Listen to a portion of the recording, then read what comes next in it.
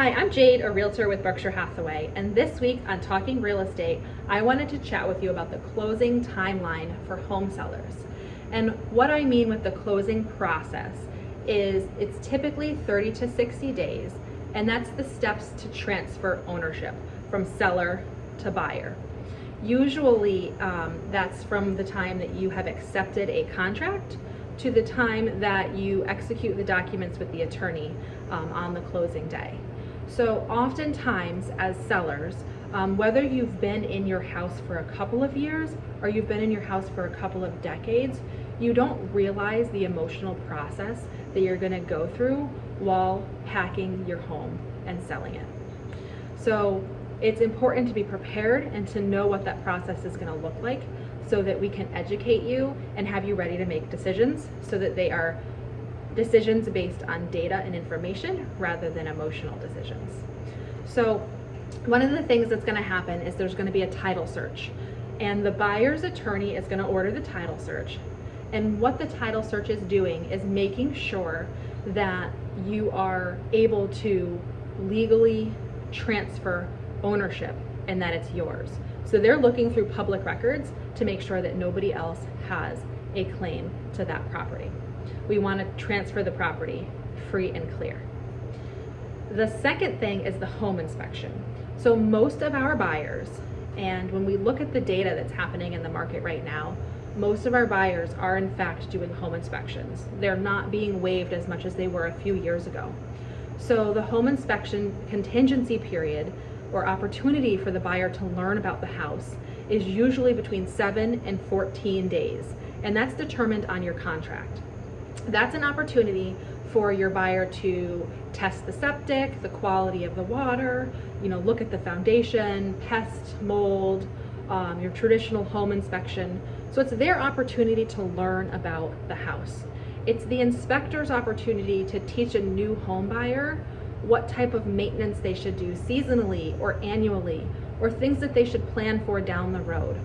They are not just there to pick apart the house, they're there to learn about it. They love your home, they're investing in it, so they want to make sure they're making a wise investment. Once we have those findings, the buyer will write up a report, or a request I should say, asking for anything that they would like repaired. And once the seller gets that, we have the opportunity for each item to say, yes, absolutely, we'll fix it all. No, we're not going to fix anything. Or most commonly, we negotiate and we find a middle ground of what works for both parties. Once that home inspection piece is completed, the lender is going to order an appraisal. Now, appraisal is ordered by the mortgage company. That's why they say the lender, because it's a professional appraiser is going to determine the value of the property. We want to make sure that the value of the property is equal to or greater than the sales price. The appraiser is going to go ahead and dig into what's happening in the market and be very precise with their numbers. As a realtor, we can do a market analysis and give you a range of what is happening in the market for a similar home, but the appraiser is going to give you a precise number.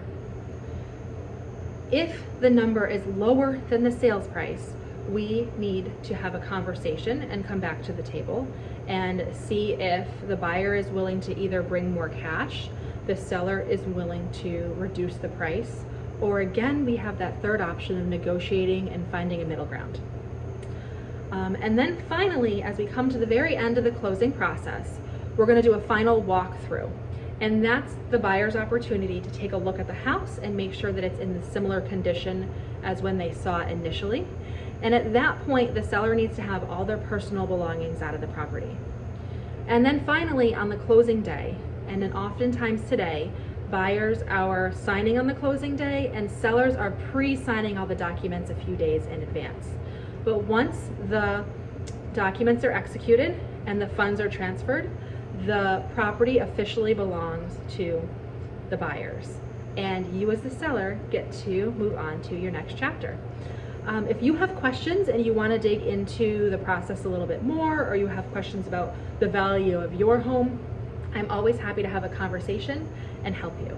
Again, my name is Jade. I'm a realtor with Berkshire Hathaway. Thanks so much for joining me.